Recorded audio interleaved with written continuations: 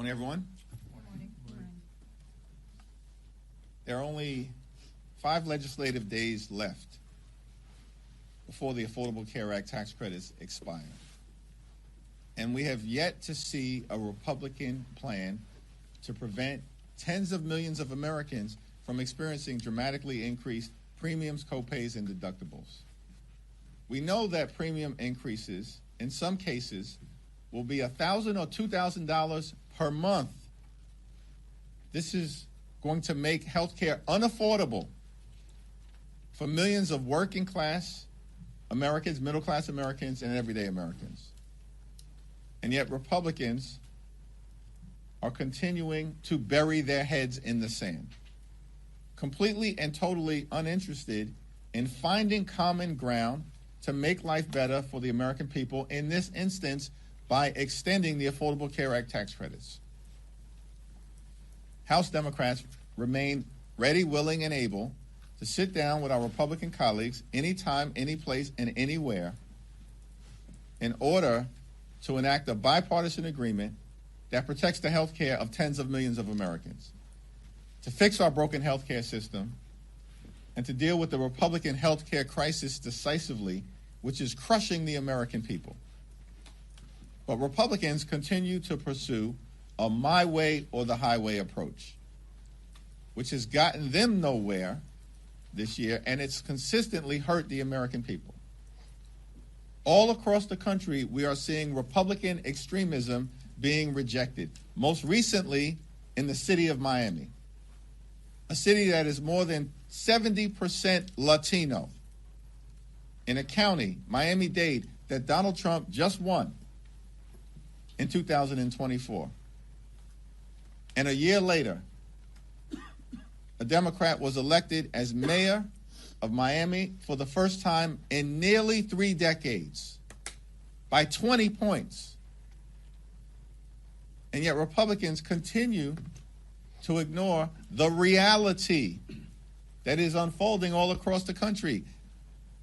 The American people are rejecting your extremism and embracing our focus on driving down the high cost of living, dealing with the affordability crisis, which is real, it's not a hoax, and fixing our broken health care system. And at this point, all we need are 4 Republicans in the House. There are 220 of you. All we need are 4 Republicans to partner with us. Let's find a path forward, and we can extend the Affordable Care Act tax credits. Questions? Mr. Leader. Good morning. Thank you. Democrats obviously pushed for the extension of these subsidies during the shutdown. You had the group of Democrats in the Senate who said, give us a vote on health care, we'll reopen the government. Still no solution. Were all of those tactics working? Donald Trump and Republicans control the House, the Senate, and the presidency. They made the decision to shut the government down because they rather shut the government down than extend the Affordable Care Act tax credits. That's not simply my perspective. That's the perspective of the American people, who consistently have held Republicans responsible correctly for the government shutdown. So that's not a question for me to answer. That's a question for Republicans to answer. Why did they shut the government down? We've raised the issue of the Affordable Care Act tax credits, and by the way, the overwhelming majority of the American people are with us. That's not just Democrats and independents. Overwhelmingly, that's a majority of Republicans who believe that the Affordable Care Act tax credits should be extended. 5 legislative days left before tens of millions of people experience dramatically increased health care premiums. Why have we still not seen a plan from Mike Johnson? He's been promising a health care plan for months. It's missing because their plan is to rip health care away from the American people. Leader Jeffries. There's talk of allowing a floor vote on this Fitzpatrick-Swayze Golden plan. Does that potentially give you guys an opening to get this done this year? Is there any hope here from that? We're all hands on deck to extend the Affordable Care Act tax credits, but Mike Johnson hasn't reached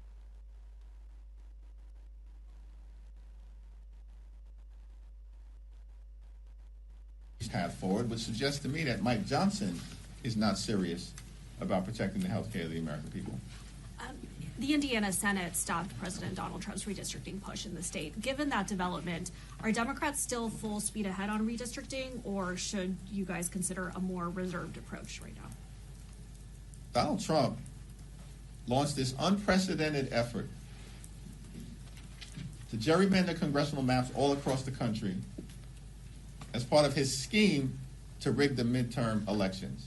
There were many skeptics and critics out there who argued that our efforts to take back the House was doomed because of some master plan that Donald Trump concocted that apparently as Democrats we were just supposed to unilaterally disarm, roll over and play dead, and allow Republicans to steal the midterm elections.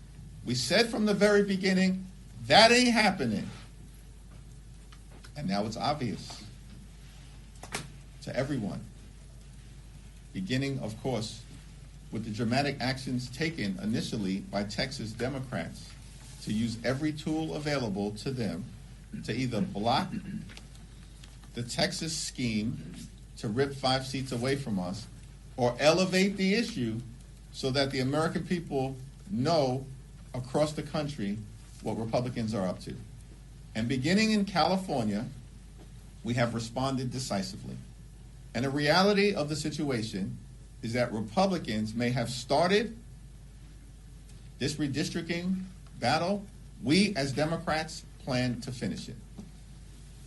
Thank you, Mr. Leader. The Trump administration earlier this week announced the settlement with some Republican-controlled states to effectively end the SAVE program, the repayment program that President Biden created during his administration. That will affect up to 7 million borrowers. You've been very critical of Republicans, saying that they're exacerbating the affordability crisis as you see it. Do you see the end of this program and what the Education Department is doing by announcing this proposed settlement as potentially hurting even more Americans who could be forced into less generous, programs, have more trouble paying their student loans back? How do you see student loan debt within the context of the affordability crisis?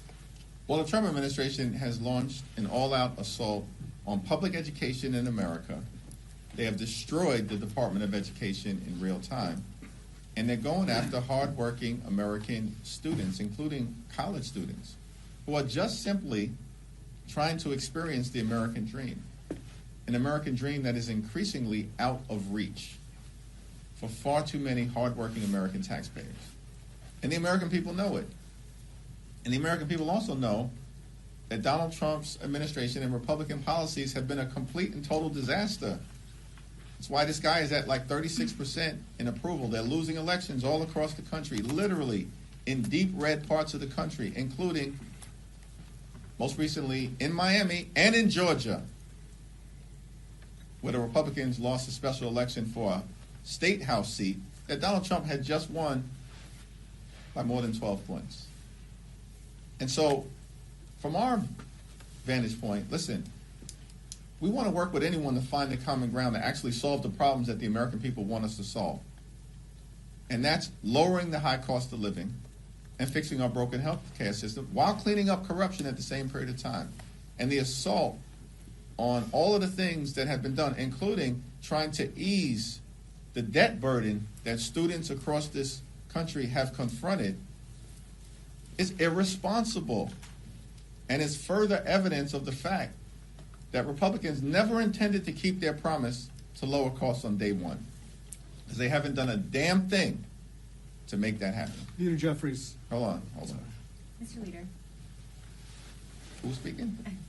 Mr. Leader, can I just ask, yesterday you voted present on this effort on the motion to table the impeachment resolution against President Trump. A number of your Democratic colleagues did as well. Do you think that the president has committed impeachable offenses? We issued a statement on that motion to table, and that statement speaks for itself. Thanks. Leader Jeffries, thank you very much. Eric Christie with The Independent. Just now, the Oversight Committee released more photos and more documents from the Epstein files. We have 7 legislative days until the Department of Justice. Why was it important to release those documents and those photos? And what else should happen if the Trump administration doesn't comply? What can Congress do if Congress doesn't comply with this? Or the DOJ doesn't comply with this? Well, the so-called Department of Justice under the Trump administration needs to comply with the law. And we as Democrats, led by Robert Garcia, the top Democrat on the Oversight Committee, are going to continue to make sure that we're holding this administration accountable. These people who are part of the Trump administration, including Donald Trump and J.D. Vance himself, all said for years that they wanted to release the Epstein files. Then they come into office and do the exact opposite. Obstruct and obfuscate, hide stuff from the American people. All we want is full transparency so that the American people can get the truth, the whole truth, and nothing but the truth.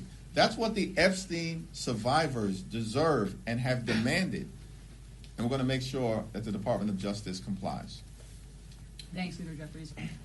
You say that at least 4 Republicans are needed to cross the aisle to get health care done. Well, there are nearly a dozen Republicans who have signed on to the discharge petition for both the Fitzpatrick bill and for the Gottheimer bill. Why not endorse one of them or both of them and encourage your members to sign on as well to get the ball rolling in that respect? We're actively reviewing those 2 discharge petitions, and we'll have more to say about it early next week. But what is clear, time is running out. Where were these Republican ideas over the last several months? You know what? They were so busy shutting the government down. Donald Trump's busy playing golf. They could find $40 billion to bail out their right-wing dictator friend in Argentina. They're pardoning people like George Santos and Rudolph Giuliani.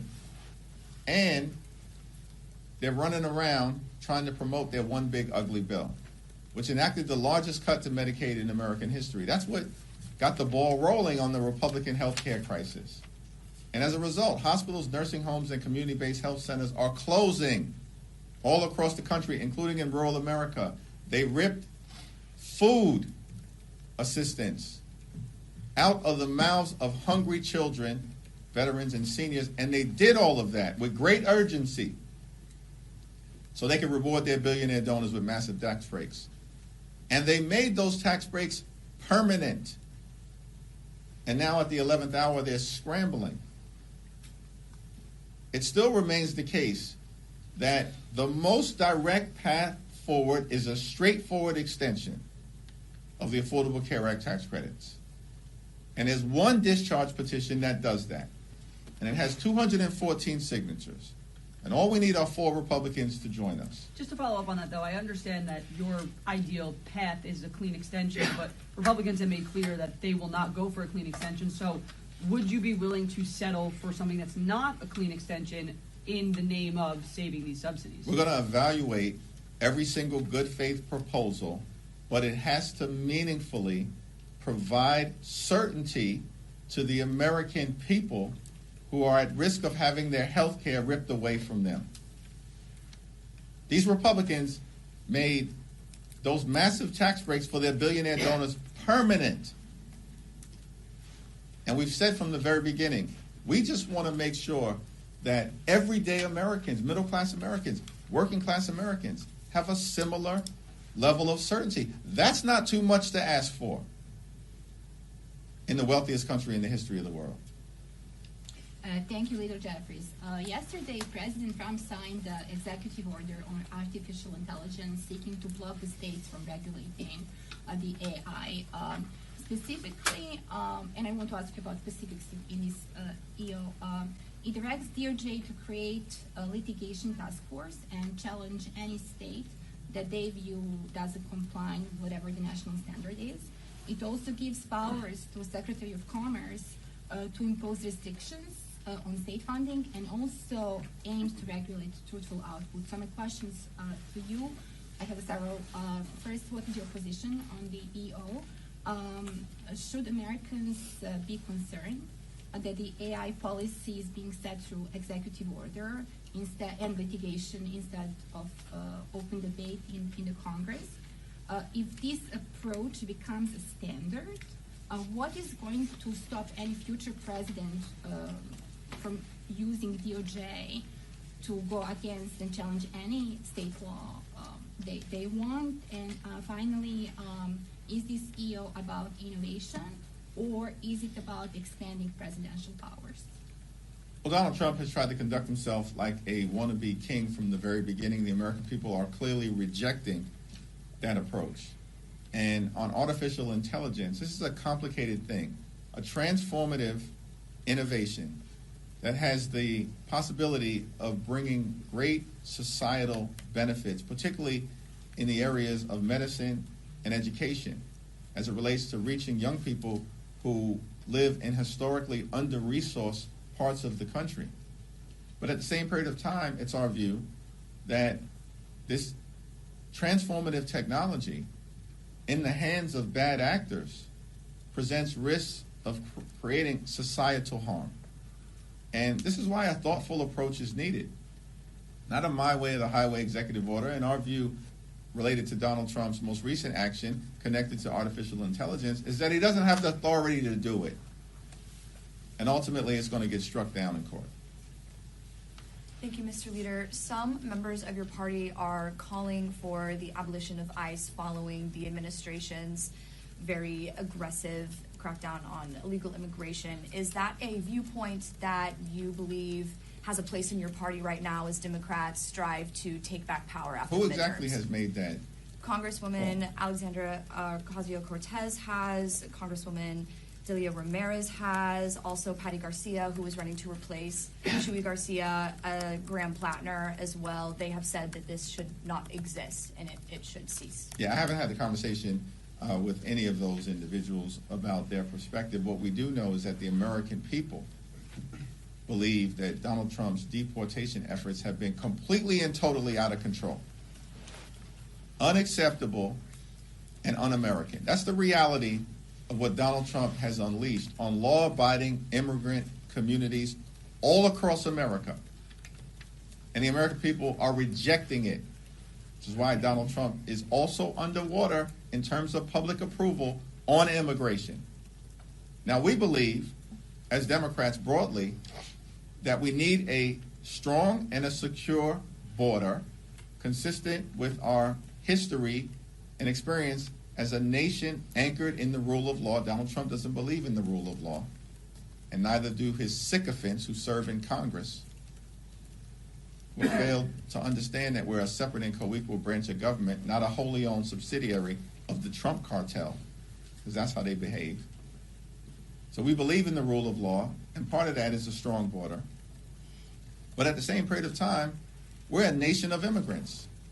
And so we're going to continue to defend dreamers, defend farm workers, defend farm country, defend law-abiding immigrant families and communities across the country who are part of the ingredient of American exceptionalism. That's our position. And we do have a broken immigration system. Everybody thoughtful who's taken a look at it understands that. But the way to solve it is not a my way or the highway approach, and it certainly is not the Trump deportation machine. He promised that he was going to target violent felons. No one would have any issues with that. He's not deporting violent felons. He's deporting law-abiding immigrants, veterans who served this country, children who are actually American citizens, grandmothers and grandfathers, gardeners, and communities across the country are rejecting it. Mr. Leader, as sort of a follow-up to that question, today Congressman Abe Hamadeh is inviting families who've had family members killed by undocumented immigrants to the Capitol. Who is that? Abe Hamadeh of Arizona. Okay. And I want to ask about 2026 and how you're encouraging border state Democrats to respond to messaging such as this, because it was a big issue in 2024, and it appears that some Republicans are ready to message on it in 2026. We'll let border state Democrats speak for themselves, and As I've a got party great, leader, as a leader. I've got great confidence in them. I think I just articulated our view on immigration generally, and that, I believe, is a position that's broadly held by Democrats all across the country. Listen, Republicans are desperate to try to find a path out of the electoral disaster that they're experiencing right now. This year has been a complete and total failure for the American people.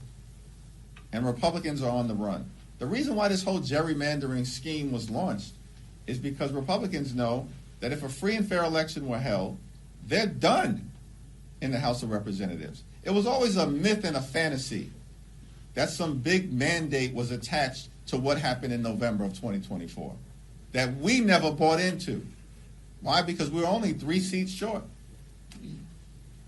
This is the closest majority that any party has had since the Great Depression, and it's all now falling apart.